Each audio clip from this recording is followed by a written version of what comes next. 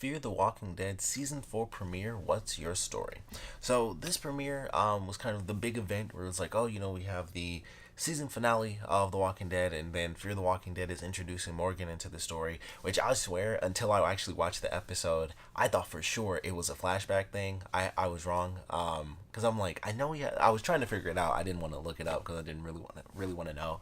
But I was like, I'm pretty sure it wouldn't make sense for him to have the bow staff if it was a flashback thing because it would have been too far back because it would still be like early in the beginning. So I'm like, where does this take place? I didn't know it was literally going to be the season finale ended and then the season premiere of Fear the Walking Dead started, and it was like we actually saw some of the characters from the regular series where Jesus comes in and Carol, stuff like that, and then Morgan takes off, and I was like, well, that's actually really cool. First off, it's better because the characters, it's like at the same time now. I just think that's a bit cooler, which I think they had to have done a time skip because the third season, I don't think they skipped that much time, like catching up to where the actual characters are, but I don't really remember it. And so I feel like they did a time skip for the other characters. Obviously, by the end, we see that they're all together, and which I thought was cool. I was like, okay, they're kind of, by the end, they're the bad guys a little bit, so I like that. But everyone's together. Obviously, I can never remember her name, but Nick's girlfriend, she's officially back. So I do want to know that story because I thought they were going to tie that into like the mini stories that they do in between the seasons. I thought they were going to do that last year with like, I think it was called The Passage, but they never did. So I'm excited to see what the story is, like where she went to and, why she came back and how they all met up. Because if they did do a time skip, in general, they're obviously in a different location. They talk about how they're at like a baseball stadium and stuff. So there's a lot to be like, all right, well, from where you guys left to where you are now, what's the deal? So I'm looking forward to getting a lot of those answers. But I actually really enjoyed this. I just did my review for the season finale of The Walking Dead. I enjoyed this season premiere way more than the finale because I was like, okay, first off, some of the cool stuff with Morgan, and in general, maybe it's just me liking like individual or like very tight knit stories, but just watching it with Morgan by himself for a little bit, and then he meets the cowboy dude whose name I totally can't remember. And I swear that actor, I think he actually knows. Like I don't know, maybe he just wanted to be a cowboy because if you ever saw the movie Looper, he was like a cowboy in that too, where he like drew his gun super fast. I was like, maybe he was like just he just likes spinning guns. I do too, so I don't know. Maybe I'll just pick up a gun one day and just be like doing that. But for whatever reason, he's a quick draw McGraw. So he meets up with him. He's a weird dude, but I really love his character because I honestly he always plays a bad guy, so I just assumed he was a villain, and then it turns out he's actually one of the good guys, which I think is great. And so he and Morgan talk, and you can tell he's kind of weird, and he's looking for this woman that he's like in love with, but she took off, and she has like the other gun that's his with his initials on it, so he's looking for her, and Morgan's like, all right, thanks, and they end up sleeping in the truck, and so Morgan, of course, is like, all right, well, I'm getting the heck out of here because I want to do my solo thing, and then he gets knocked out when he falls in the trap, and then the dude comes back to save him, like, oh, he's my buddy, and that's when we meet. If I remember correctly, her name was Al, and so she comes in, she's got the SWAT truck and like the whole setup with the machine guns, and they end up taking off, and she's a journalist trying to get this story, which I thought was really cool because I always think of that in like the zombie apocalypse, which is super funny because I was actually writing something like that. And she's like, I kind of meet people and I just want to know their stories, so that's why she ends up saving them, is just to get that info. Of course, they end up surrounded, and the guys follow them back, and so they have to fight them. Morgan is going back and forth between like not killing people and helping people, or well, that's the same thing. Close to the same thing, but killing people and not killing people because he helps the guy up after he shoots him in the leg too, and so he helps him up, and then the guy wants to fight, and they of course fall down into the house, and so Morgan's able to escape. One of the zombies happens to have like a grenade on it, so he pulls the pin, chucks it. That grenade went off like a million years after he like sent it away, because I'm like, that thing would have blew up before, like by the time he closed the door, that grenade should have blew up unless he like was setting the timer on it, and it was one of those types of grenades. It should have just blown up, like automatically it should have blew up, but he had time to push it away, close the door, throw his stick down, hop in the tub, and then it exploded, and then he was able to get out and everything was totally fine. But I like that scene. It was cool. They had to fight them. They had to ultimately at the end survive against a horde of small little horde of zombies, and we get to see like the guns go off from the truck, and they just like lay everything out. So I thought that was a cool scene. And then as they're kind of going along, Morgan deals with another one of his little moments where he knows people and then he sees them dead, because we see the guy from the truck who apparently took off. Like he kind of mustered up some strength, and so he started driving, and then he kind of just died while driving. So the truck is crashed, and then he keeps going down the road. So I thought that was cool. And then of course we get to the end, and we see Alicia, and I was like, okay, well that's interesting, because of course I thought it was a trap, which it ultimately ended up being that. But I was like, the random person in the road, and it's like, they're talking to her and she's not responding. I'm like, this is a total trap. Like that's what happens.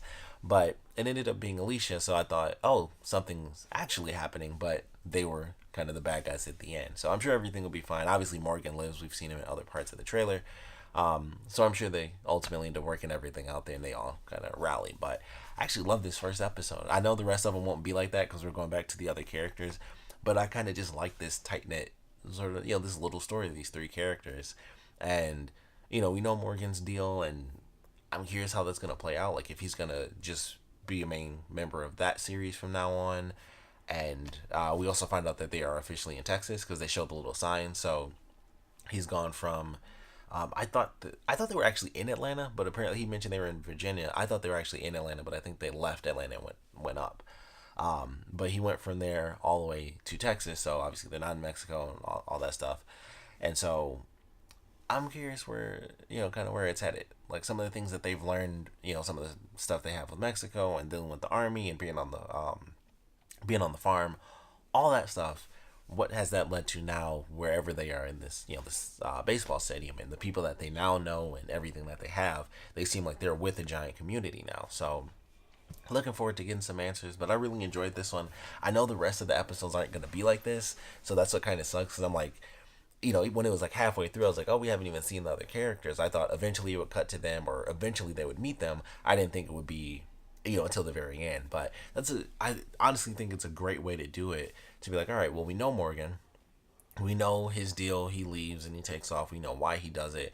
But they're introducing two new characters, and this is a great way to do it, instead of having, all the main cast members plus two new characters, where it's like, all right, well, this is what this person's doing, this person's doing, this person doing, plus these two people. It's like, well, we get introduced to these two new characters through just one person. So it makes it that, that three character story. And I like that, because we get to learn, the backstory for the cowboy dude. Like, he's looking for this woman. We learn what the journalist woman is doing. We still don't know how she got that SWAT truck, because that I'm curious about too. And they introduce like the weird thing with the numbers and the flags. And it's like, they've been popping up over the last few weeks, which could also be from, the main members and everything. But it's like, all right, that's a little bit of a mystery there. It could be, could be our main characters, could be the new set of villain characters coming into the fold, but we don't really know. So they do a good job introducing like some little things here and there. But I thought it was a nice way to introduce new characters, where it's like we kind of just get front loaded with their information, a little bit about their backstories, what's going to be going forward. Even the woman who's a journalist, like she has like the little blades, that's kind of like her signature thing, and obviously the cowboy is a cowboy, so they all have like their own signature way of fighting, their signature weapons and signature looks as well. And it's like, all right, I think that's kind of a cool way to be like, here are these new characters, and then we're going to bring in the characters we know for season 4. So I thought that was a good way to do it. Really enjoyed the first episode. Like I said, I'm pretty sure the rest can't be like this because it won't be so tight knit. But I thought it was a great first episode. I thought it was really cool, and I like the show in general, so I'm not like worried it's gonna be just horrible or anything. But it's just like it won't be the same. Where it's like, okay, it was cool character development and getting to know two characters. They had a decent action sequence, and just the way it all played out, I was like, I like these characters. I really like the cowboy dude. I think he's actually a cool guy, and it's like you can tell he's weird. It's like he's kind of like social issues and he stuff like that. So I'm like, I like his character. I like what they've done with him so far. I'm curious to see how that plays with a bigger crowd of people. So definitely looking forward to how his character is going to ultimately kind of evolve throughout this season, hopefully the series. I kind of just want him to survive automatically, because for one, he's a cowboy and he's drawing on people. That's just cool. And two, I'm curious where they're going to take them. But really like the season premiere. Of course, would love to know what you guys thought about it. So please comment below. Let me know your favorite parts about it, your least favorite parts about it. And of course, we have Morgan in the series, but we know who he is. With our two new characters, I would love to know what you guys think about them, the way they've been introduced, and where you guys think they might be headed for the season as far as development, storylines. Obviously, at some point, he may or may not find this woman. She may or may not already be dead.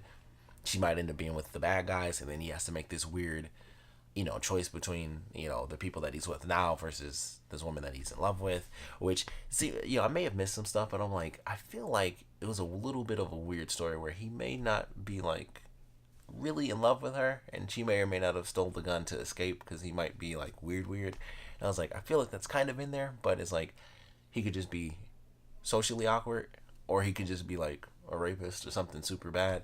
So I'm like, I don't know. I'm kind of in the middle because I'm like, he seems like a cool dude with the stuff he did with Morgan, but he's definitely a weird dude, and I could easily see it being like, oh, he's this really nice guy who just makes friends with people, and then when he falls in love with that one person, he becomes a crazy stalker guy. So I'm like, I feel like they could easily throw that in there, and I would totally believe it. So hope he doesn't end up being that, because that would suck, and plus the guy would be a villain once again because he's always a villain.